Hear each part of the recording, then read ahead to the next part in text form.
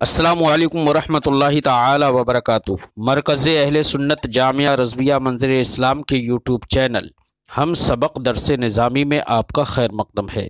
پیارے بچوں، جنہوں نے اب تک ہمارے چینل کو سبسکرائب نہیں کیا ہے وہ ضرور سبسکرائب کر لیں اور بیل آئیکن یعنی گھنٹی بھی بجا دیں تاکہ ہر ویڈیو کی نوٹیفیکیشن اطلاع اپلوڈ کرتے ہی آپ تک پہنچ جائے،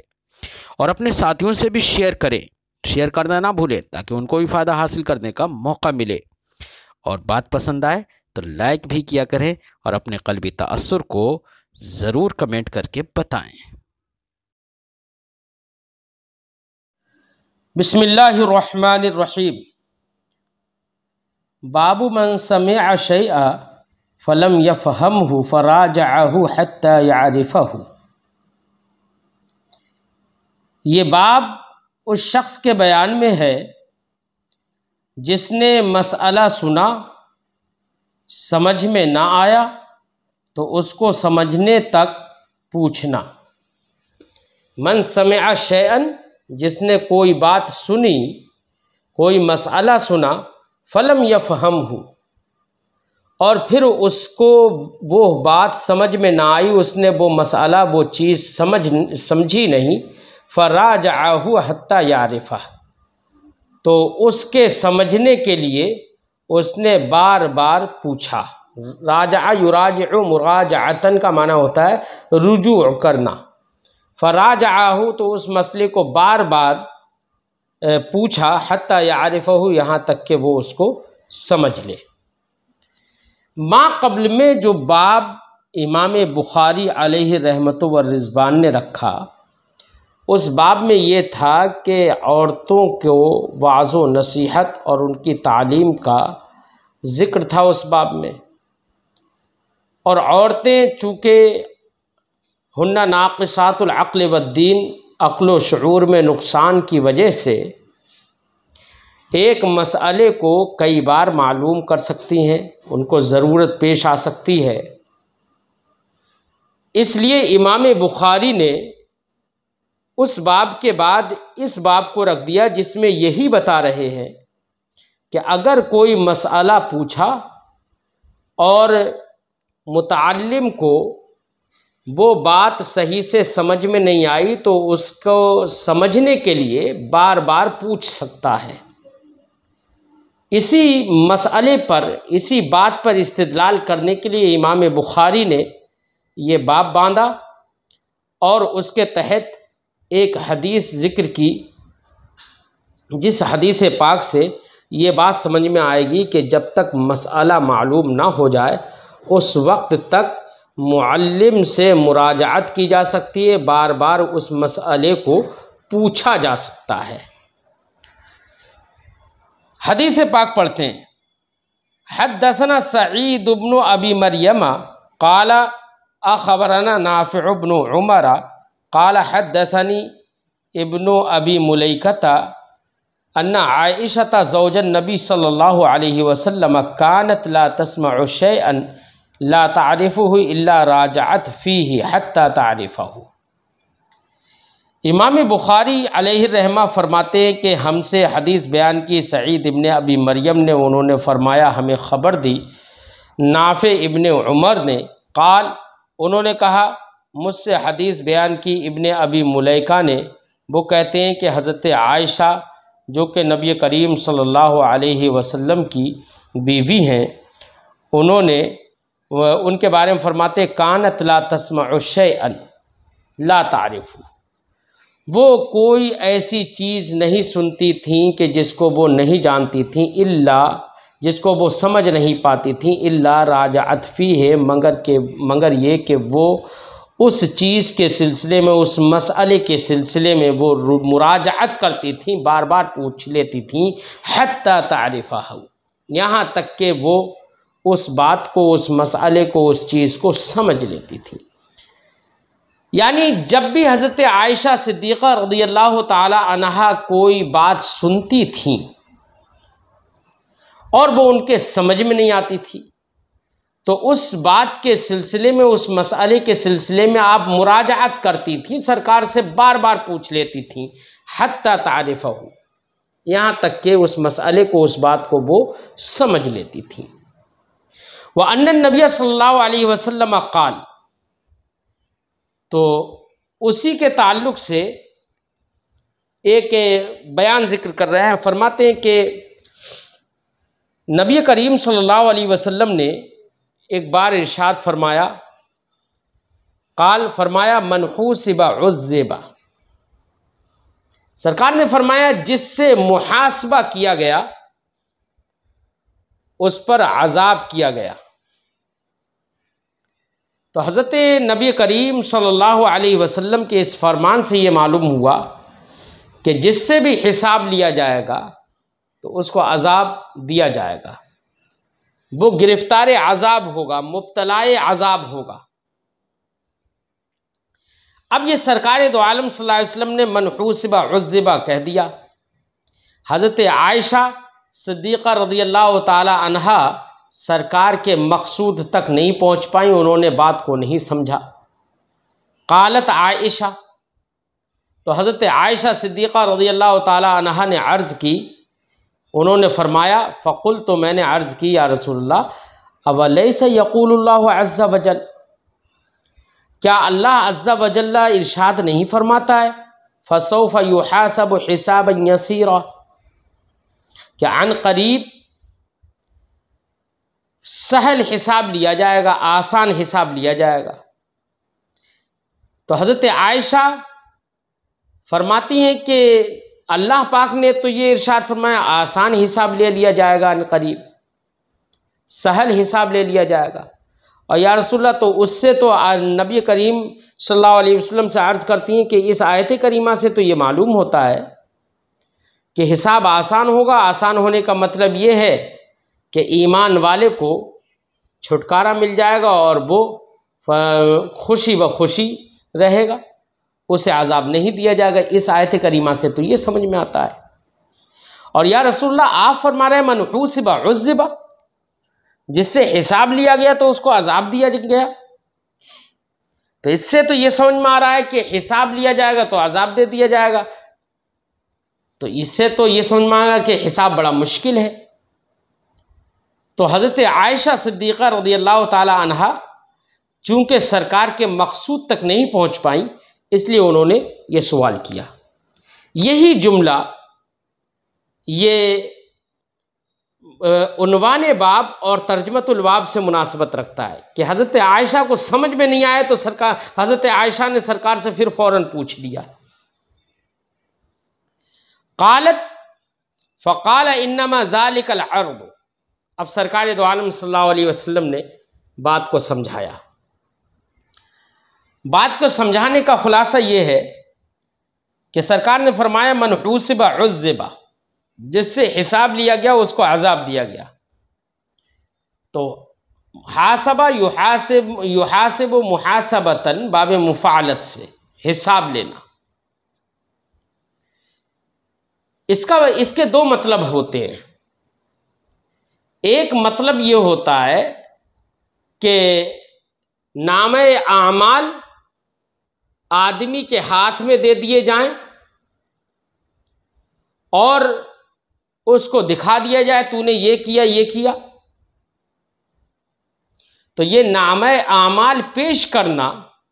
اس معنی میں بھی حساب کا استعمال ہوتا ہے، اور ایک حساب کا استعمال اس معنی میں بھی ہوتا ہے کہ مکمل پوچھ گچھ کرنا۔ تو سرکار نے ارشاد فرمایا کہ اے عائشہ، جو آیت کریمہ تم نے پیش کی، اس آیت کریمہ میں اللہ نے ارشاد فرمایا فسوف یحاسب حسابا یسیرا، کہ عن قریب سہل حساب لے لیا جائے گا۔ یہاں پر حساب سے مراد عرض ہے، یعنی پیش کرنا ہے، نامہ اعمال کو پیش کرنا ہے۔ جیسے کہ قرآن کے اگلے پیچھے کو پڑھو، فمن اوتی کتابہ بیمینہ فسوف یحاسب حسابا یسیرا وینقلب الی اہلہ مسرورا۔ اللہ نے ارشاد فرمایا کہ جس کے دائنے ہاتھ میں اس کا نامہ اعمال دیا جائے گا، فسوف یحاسب حسابا یسیرا، تو یہ عن قریب اس کا سہل حساب لے لیا جائے گا۔ تو سہل حساب لیا جائے گا۔ اس سے مراد سرکار نے فرمایا اس سے مراد یہ ہے کہ نامہ اعمال کو پیش کرنا ہے اس سے مراد۔ اور ایک حساب کا معنی یہ ہوتا ہے کہ ہر بات کے بارے میں پوچھ گچھ کرنا، پرسش کرنا۔ تو سرکار نے جو فرمایا من حوسب عذب، اس سے مراد یہ ہے کہ تمام باتوں کی پوچھ گچھ کرنا۔ اور تمام باتوں کی پوچھ گچھ کرنا، اگر رب العزت تمام باتوں کی پوچھ گچھ کر لے تو اس کے تو بندوں پر اتنے احسانات ہیں اور اتنے انعامات ہیں اس کے بندوں پر کہ اگر وہ اپنی نعمتوں کا حساب لینے لگے تو بندے ایسے نہیں ہیں کہ بندوں نے اس کی تمام تر نعمتوں کا شکر ادا کیا ہو، بلکہ بے شمار نعمتیں ایسی ہیں جن پر ہم شکر ادا ہی نہیں کر پاتے۔ تو اگر ہر چیز کے بارے میں پوچھ گچھ ہو جائے تو ضرور بندہ ناشکرا نکلے گا، اور جب ناشکرا نکلے گا تو اللہ رب العزت چاہے گا تو اسے عذاب دے دے گا۔ اس کے کرتوتوں کی بنا پر تو وہ مستحق عذاب ہے، سزاوار عذاب ہے، وہ اللہ کی مرضی اس کو بخش دے۔ لیکن من حوسب عذب، تو یہاں پر حساب سے مراد سرکار کے اس جملے سے مراد جو ہے وہ یہ ہے کہ ہر بات کے بارے میں پوچھ گچھ ہونا، یہ مراد ہے۔ یہی مقصود سرکار کا حضرت عائشہ نہیں سمجھ پائیں تو فوراً پوچھ لیا، یا رسول اللہ، اللہ نے تو ارشاد فرمایا فسوف یحاسب حسابا یسیرا، یہ پوچھ لیا۔ تو سرکار نے جواب میں فرمایا، قالت، حضرت عائشہ فرماتی ہے فقالا، تو سرکار نے جواب میں ارشاد فرمایا انما ذالک العرض، اے عائشہ آیت کریمہ میں جس حساب کا ذکر ہے اس سے مراد عرض ہے۔ عرض کا مطلب پیش کرنا، عرض یا عرض و عرضن کا معنی پیش کرنا، یعنی نامہ اعمال کو پیش کرنا اس سے مراد ہے۔ تمام باتوں کی پوچھ گچھ اس سے مراد نہیں ہے۔ ولیکن من نوقش الحساب یہلک، لیکن جس شخص سے مکمل حساب لے لیا جائے تو وہ ہلاک ہو جائے گا، اس کو عذاب دیا جائے گا، یعنی تمام پوچھ گچھ اگر اس سے کر لی جائے یہلک، ہلاک ہو جائے گا۔ یہ یہلک مجزوم ہے کیونکہ من نوقشہ یہاں پر من شرطیہ ہے اور نوقشہ فعل ماضی ہے، اور شرط جب فعل ماضی واقع ہو تو اس کے جواب اگر فعل مضارع ہے تو دونوں امر اس میں جائز ہوتے ہیں، مجزوم کرنا بھی جائز ہوتا ہے اور مرفوع پڑھنا بھی جائز ہوتا ہے، دونوں امر جائز ہوتے ہیں۔ اس لیے اس کو ولیکن من نوقش الحساب یہلک بھی پڑھ سکتے ہو جزم کے ساتھ، اور یہلکو بھی پڑھ سکتے ہو بغیر جزم کے، یعنی رفع کے ساتھ بھی پڑھ سکتے ہو۔ جس سے مناقشہ کیا گیا، مناقشہ کا مطلب پوچھ گچھ کی گئی، استفسار کر لیا گیا ہر چیز کے بارے میں۔ من نوقش الحساب، جس سے پورا حساب لیا گیا، یہلک، تو وہ ہلاک ہو جائے گا۔ تو اس جملے سے من حوسب عذب، قالت عائشہ فقلت اولیس یقول اللہ عز وجل فسوف یحاسب حسابا یسیرا، اسی جملے سے ترجمۃ الباب سے مناسبت ہے۔ اس حدیث پاک سے یہ سمجھ میں آیا کہ حدیث میں ام المومنین حضرت عائشہ صدیقہ رضی اللہ تعالی عنہا کی فضیلت کا اظہار ہے، اور ان کے علم سیکھنے اور حق سے آگاہ اور تحقیق مسئلہ پر ان کو کتنا حرص تھا، کتنی رغبت تھی، یہ بھی معلوم ہوا حدیث پاک سے، کہ وہ چھوڑتی نہیں تھیں، جب بات سمجھ میں نہیں آتی تھی تو پوچھ لیتی تھیں۔ دوسری بات یہ بھی سمجھ میں آئی کہ نبی کریم صلی اللہ علیہ وسلم سے جب انہوں نے مراجعت کی مسئلے کی تو سرکار نے انہیں ڈانٹا نہیں۔ اس سے یہ سمجھ میں آیا کہ نبی کریم صلی اللہ علیہ وسلم کے اخلاق کریمانہ کیا ہیں، اور اس سے ایک بات یہ بھی سمجھ میں آئی کہ مناقشہ اور حساب اور عرض اور ان تمام چیزوں کا اس بات بھی سمجھ میں آیا کہ حدیث پاک سے یہ سب باتیں ثابت ہیں، اور فرق بھی معلوم ہو گیا۔ اور یہ من حوسب عذب جو سرکار نے فرمایا نا، تو یہاں پر عذبہ سے مراد یہ ہے کہ قیامت کا عذاب، تو قیامت کا عذاب بھی سمجھ میں آ گیا۔ یہ مختلف باتیں سمجھ میں آئی حدیث پاک سے۔ اگلا باب پڑھتے ہیں، باب لیبلغ العلم الشاہد الغائبہ۔ امام بخاری فرماتے ہیں یہ باب ہے اس بیان میں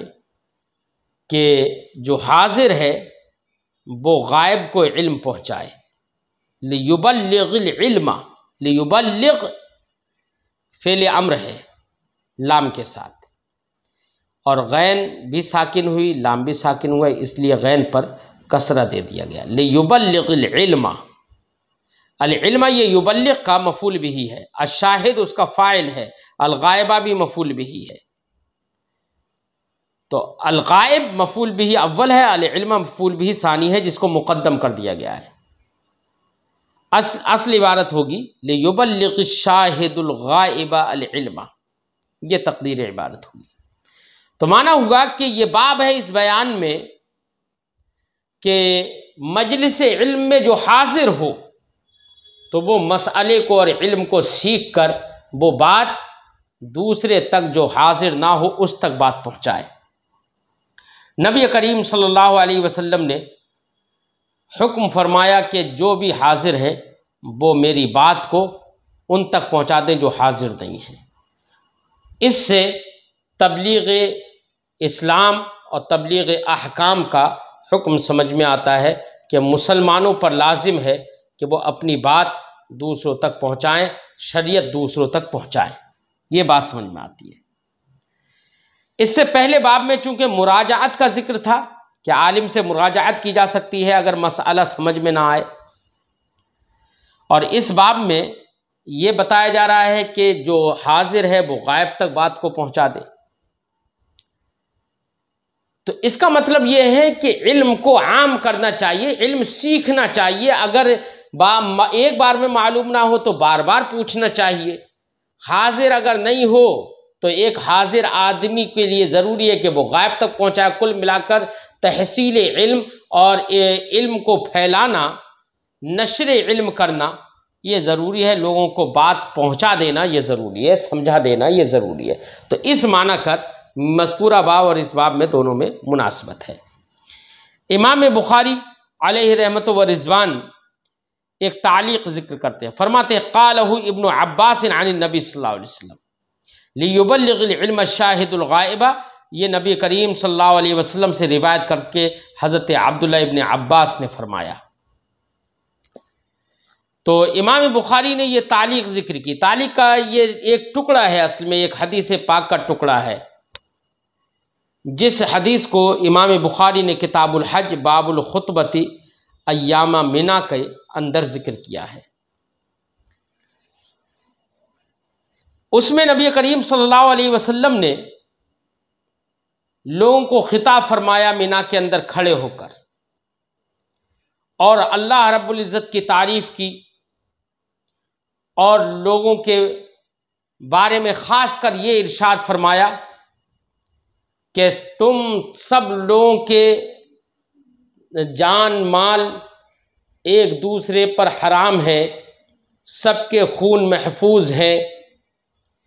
کوئی کسی کا خون نہیں بہا سکتا، ہر ایک کا خون دوسرے کے اوپر ایسے ہی حرام ہے جیسے کہ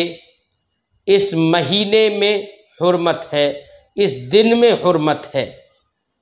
اس مکہ شہر میں حرمت ہے۔ یہ حجۃ الوداع کے موقع پر سرکار نے خطبہ فرمایا، اور اس میں ارشاد فرمایا کہ جو حاضر ہے وہ غائب تک میری اس بات کو پہنچا دے۔ تو امام بخاری نے اس حدیث کے ایک ٹکڑے کو یہاں پر تعلیقاً ذکر کیا اور فرمایا قالہ ابن عباس، یہ بات حضرت عبداللہ ابن عباس نے نبی کریم صلی اللہ علیہ وسلم سے روایت کرتے ہوئے بیان کی۔ اب امام بخاری علیہ رحمت و رضوان اس باب میں جو حدیث ذکر کر رہے ہیں، اس حدیث میں بھی یہی بات سمجھ میں آئے گی۔ وہاں پر بھی یہی ہے کہ ایک صحابی رسول نے نبی کریم صلی اللہ علیہ وسلم کے اسی قول کو نقل فرمایا فَلْيُبَلِّغِ الشَّاهِدُ الْغَائِبَ۔ اسی جملے سے حدیث کو ترجمۃ الباب سے مناسبت ہے۔ اب حدیث پاک پڑھتے ہیں۔ حدیث پاک میں جو حدیث پاک ہم یہاں پر امام بخاری جو یہاں پر ذکر کر رہے ہیں، تو وہ اس حدیث پاک کا خلاصہ یہ ہے، پہلے ہم خلاصہ ذکر کر دیتے ہیں۔ حضرت عمرو بن جب ایک حضرت عبداللہ ابن زبیر صحابی رسول ہیں، تو عبداللہ ابن زبیر جب حضرت امیر معاویہ رضی اللہ تعالی عنہ کا وصال ہو گیا تو یزید تخت سلطنت پر اس نے اقتدار حاصل کر لیا۔ مسلمان جو تھے وہ یزید کو پسند نہیں کرتے تھے، اس لیے بہت سارے مسلمان کوفہ کو چھوڑ کر مدینہ منورہ اور مکہ مکرمہ چلے گئے، اور مکہ مکرمہ میں جا کر حضرت عبداللہ ابن زبیر رضی اللہ تعالی عنہ کی ہاتھ پر انہوں نے بیعت کر لی۔ یزید کو یہ بات ناگوار گزری، اور یزید نے مکہ کے جو حاکم تھے اس کو خبر بھیجی کہ عبداللہ ابن زبیر سے میری بیعت کرواؤ۔ تو حاکم نے یزید کے پاس لکھ کر بھیج دیا اور بیعت نامہ بھیج دیا۔ تو یزید نے کہا کہ ایسے اس طریقے سے نہیں، بلکہ عبداللہ ابن زبیر کو میرے پاس حاضر کرو۔ تو اس بات پر حضرت عبداللہ ابن زبیر رضی اللہ تعالی عنہ کو پیش کیا جاتا اور ان سے جنگ و جدال کیا جاتا، یہ نہیں ہو سکا۔ تو پھر یزید نے مدینہ منورہ کا جو حاکم، جس کو حاکم بنایا تھا عمرو ابن سعید، اس کو خبر بھیجی اور اس کو حکم دیا کہ وہ لشکر لے کر مکہ مکرمہ میں جائے اور عبداللہ ابن زبیر کا محاصرہ کرے، اور عبداللہ ابن زبیر کو گرفتار کر کے پکڑ کر ان سے جنگ و جدال کر کے انہیں گرفتار کر کے میرے پاس لائے۔ تو عمرو ابن سعید اسی فراق میں تھا کہ مکہ مکرمہ پر لشکر کے ذریعے سے چڑھائی کرے اور عبداللہ ابن زبیر سے قتال کرے۔ تو حضرت ابو شریح نے عمرو ابن سعید سے کہا کہ میں تم کو ایک حدیث سناتا ہوں، اور پھر وہ حدیث پوری ابو شریح نے پوری حدیث سنائی، اور اس حدیث میں یہ بھی بیان کیا، خاص کر جو مقصد تھا حدیث سنانے کا وہ یہ تھا کہ نبی کریم صلی اللہ علیہ وسلم نے فرمایا تھا کہ تمہارے خون اور مال سب ویسے ہی محفوظ ہیں، ویسے ہی حرام ہیں جیسے کہ مکہ مکرمہ کی حرمت ہے، اور شہر ذی الحجہ کی حرمت ہے، اس دن کی حرمت ہے۔ سرکار نے یہ فرمایا، اس سے یہ پیغام دینا تھا کہ عبداللہ ابن زبیر سے تو قتال کرنے جا رہا ہے، اور عبداللہ ابن زبیر مکہ مکرمہ میں ہے، اور مکہ مکرمہ میں جو ہوتا ہے وہ محفوظ ہوتا ہے۔ ومن دخلہ کان آمنا، جو شخص مکہ مکرمہ میں داخل ہو جائے وہ حفظ و امان میں ہوتا ہے، اس سے قتال کرنا جائز نہیں ہوتا ہے۔ تو نبی کریم صلی اللہ علیہ وسلم نے یہ فرمایا، قرآن نے یہ ارشاد فرمایا، تو پھر عبداللہ ابن زبیر سے تو قتال کرنے جا رہا ہے۔ یہ حضرت ابو شریح نے عمرو ابن سعید کے پاس آ کر یہ کہا، اور پھر آگے پوری حدیث ذکر کی ہے۔ یہ ہم نے حدیث کا پس منظر بیان کر دیا ہے۔ اب حدیث پاک پڑھتے ہیں۔ حدثنا عبداللہ ابن یوسف، ہمیں حدیث بیان کی عبداللہ ابن یوسف نے، قال انہوں نے کہا، حدثنا اللیث، ہم سے حدیث بیان کی لیث نے، قال انہوں نے کہا، حدثنی سعید، مجھ سے حدیث بیان کی سعید نے، ہوا ابن ابی سعید، اور یہ سعید جو ہے وہ اب ابن ابی سعید ہے، ابن ابی سعید ہیں، اور وہ روایت کرتے ہیں ابی شریح سے، انہو قال کہ حضرت ابو شریح نے کہا لعمر ابن سعید، کس سے کہا؟ عمر ابن سعید سے، عمر ابن سعید جو کہ مدینہ کا حاکم تھا، وَهُوَ يَبْعَثُ الْبُعُوثَ إِلَى مَكَّةَ، اس حال میں کہ عمر ابن سعید بعوث لشکر، بعثن کی جمع ہے، اس کا معنی لشکر کے معنی میں ہے یہاں پر، وَهُوَ يَبْعَثُ الْبُعُوثَ إِلَى مَكَّةَ، اس حال میں کہ عمر ابن سعید مکہ مکرمہ کی طرف لشکر بھیج رہا تھا، تو ابو شریح نے کہا جا کر، اِذن لی ایھا الامیر، اے امیر تو مجھے اجازت دے، وحدث کا قولا قام به رسول اللہ صلی اللہ علیہ وسلم الغدا من یوم الفتح سمعتہ، اگر تو مجھے اجازت دے دے تو میں تجھ سے ایک ایسی بات بیان کروں، قام به، جس بات کو رسول اللہ صلی اللہ علیہ وسلم نے فتح یوم مکہ کے دوسرے دن بیان کی تھی۔ قام به، قامہ کا صلہ جب با آئے تو اس کا معنی انجام دینا، کوئی کام انجام دینا، تو اس حدیث اور اس قول کے بیان کو سرکار نے انجام دیا، یہ معنی ہوگا۔ میں تجھ سے ایک ایسی بات بتا دوں، ایسا قول بیان کر دوں تیرے سامنے، قام به رسول اللہ صلی اللہ علیہ وسلم، کہ جو نبی کریم صلی اللہ علیہ وسلم نے فتح مکہ کے دوسرے دن ارشاد فرمائی تھی، میں وہ حدیث اور وہ بات تجھے بتا دوں۔ سمعتہ اذنایا، حضرت ابو شریح کہتے ہیں میرے کانوں نے اس بات کو سنا، ووعاہ قلبی، اور میرے دل نے اس کو محفوظ کیا، یاد کیا، وعا یعی کا معنی یاد کرنا، میرے دل نے اسے یاد کیا، وَأَبْصَرَتْهُ عَيْنَايَ حِينَ تَكَلَّمَ بِهِ، اور میری ان ماتھے کی دونوں نگاہوں نے، دونوں آنکھوں نے سرکار کو دیکھا، حِينَ تَكَلَّمَ بِهِ، جب سرکار نے یہ بات ارشاد فرمائی تھی۔ کیا ہے وہ حدیث؟ حمد اللہ و اثنى علیہ، نبی کریم صلی اللہ علیہ وسلم نے اللہ کی حمد کی اور اللہ کی ستائش کی، تعریف کی۔ اثنا یثنی، اثنا کا معنی ہوتا ہے تعریف کرنا، علی جب صلہ آئے۔ ثم قال، پھر سرکار نے ارشاد فرمایا، ان مکۃ حرمها اللہ، بے شک اللہ نے مکہ کو حرمت والا بنا دیا، یعنی حرمت والا بنانے کا مطلب یہ کہ اس کے اندر قتل و غارت گری، قتال کرنا، یہ حرام اللہ نے کر دیا۔ یہ اللہ نے مکہ کو حرام بنایا، حرمت والا بنایا، یہ اسی دن اللہ نے مکہ کو حرمت والا بنایا جس دن زمینوں کو اللہ نے پیدا فرمایا تھا۔ ایک حدیث پاک میں نبی کریم نے ارشاد فرمایا، ان اللہ حرم مکہ و انی احرم ما بین لابتیہا،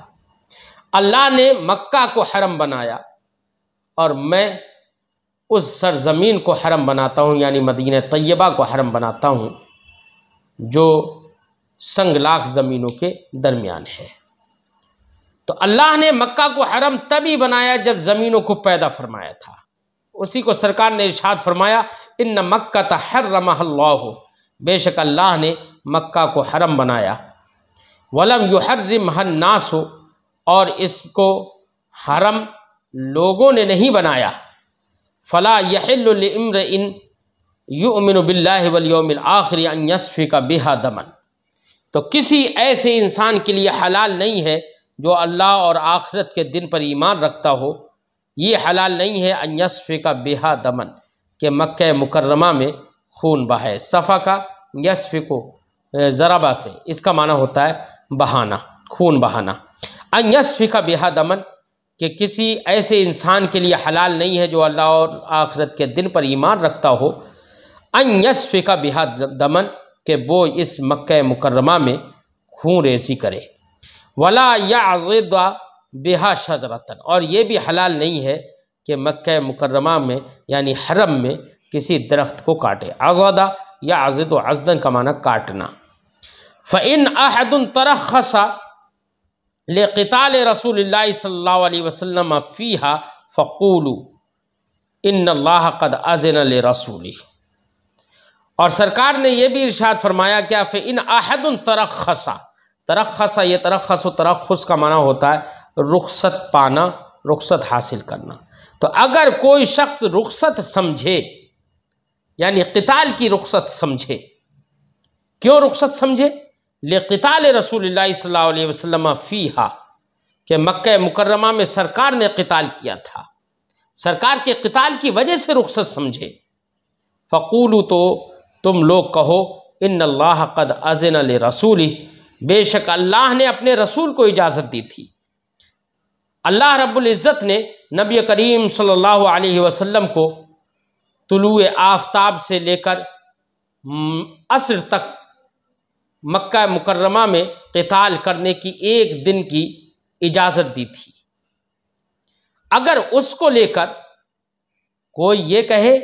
کہ نبی نے قتال کیا تھا، اس کو دلیل بنائے اپنے لیے اور قتال کرنا مباح سمجھے، تو سرکار نے فرمایا فقولوا تو کہہ دو ایسے شخص سے ان اللہ قد اذن لرسولہ، بے شک اللہ نے اپنے رسول کو اجازت دی تھی، ولم یأذن لکم، تم کو اجازت نہیں دی، وَإِنَّمَا أَذِنَ لِي فِيهَا سَاعَةً مِّن نَّهَارٍ، اور وہ بھی سرکار نے فرمایا کہ مجھے اللہ نے جو اجازت دی وہ بھی دن کے ایک گھڑی میں اجازت دی، پورے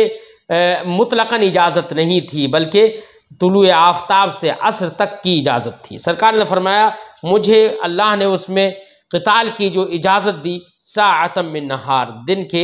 ایک گھڑی میں اجازت دی، ثم عادت حرمتها اليوم، تو پھر اس کی حرمت آج تک ویسی ہی قائم ہے اور عود کر گئی، پھر وہ ویسے ہی حرام ہو گیا، کا حرمتها بالامس، آج بھی اس کی حرمت ویسی ہی ہے جیسے کہ کل اس کی حرمت تھی۔ وَلْيُبَلِّغِ الشَّاهِدُ الْغَائِبَ، پھر سرکار نے فرمایا جو حاضر ہیں وہ لوگ میری اس بات کو غائب تک پہنچا دیں۔ فقیل لأبی شریح، تو حضرت ابو شریح سے کہا گیا کہ جب آپ نے یہ پوری بات عمرو ابن سعید سے بیان کی، ما قال عمرو، تو عمرو ابن سعید نے جواب میں کیا کہا؟ قال، تو حضرت ابو شریح نے فرمایا انا اعلم منک، کہ قال عمرو ابن سعید نے کہا انا اعلم منک، ابو شریح سے جواب میں کہا کہ تم مجھے یہ حدیث سنا رہے ہو، میں تم سے زیادہ جانتا ہوں، یہ عمرو ابن سعید نے جواب میں کہا۔ انا اعلم منک یا ابا شریح، اے ابو شریح میں تم سے زیادہ جانتا ہوں، لا تعیز عاصیا ولا فارا بدم ولا فارا بخربت۔ عمرو ابن سعید نے کہا یہ مکہ مکرمہ پناہ تو دیتا ہے لیکن کسی گنہگار کو پناہ نہیں دیتا، اور نہ ہی کسی ایسے آدمی کو پناہ دیتا ہے فارم بدم، جو کسی کا خون بہا کر بھاگ کر وہاں آ گیا ہو، تو ایسے خطا کار کو بھی پناہ نہیں دیتا ہے، اور جو چوری کر کے بھاگ کر آ گیا ولا فارم بخربت، اور نہ ہی اس کو پناہ دیتا ہے جو کہ چوری کر کے بھاگ کر مکہ مکرمہ میں آ گیا۔ یہ عمرو ابن سعید نے اپنی طرف سے یہ بات کہی۔ حضرت امام اعظم رضی اللہ تعالی عنہ فرماتے ہیں کہ اگر کوئی شخص جنایت کر کے، کسی کو قتل کر کے، چوری کر کے بھی اگر مکہ مکرمہ میں پہنچ گیا تو اس وقت تک اس سے قتال کرنا جائز نہیں ہوگا، وہ مامون ہوگا اور امن والا ہوگا۔ ہاں ایسے شخص سے وہاں تو قتال نہیں کیا جائے گا، نہ وہاں پر اس کا خون بہایا جائے گا، بلکہ ایسے شخص کو مکہ مکرمہ سے نکالنے کی کوشش کی جائے گی۔ یہ حضرت امام اعظم ابو حنیفہ رحمۃ اللہ تعالی علیہ کا قول ہے۔ اب یہ حدیث پاک، اس میں جو جملہ آیا وَلْيُبَلِّغِ الشَّاهِدُ الْغَائِبَ، یہ جملہ جو ہے ترجمۃ الباب سے مناسبت پیدا کر رہا ہے۔ باقی حدیث پاک کا ہم نے خلاصہ بیان کر دیا تھا شروع ہی میں۔ ایک اور حدیث پاک امام بخاری اس کے تحت ذکر کر رہے ہیں۔ حدثنا عبداللہ ابن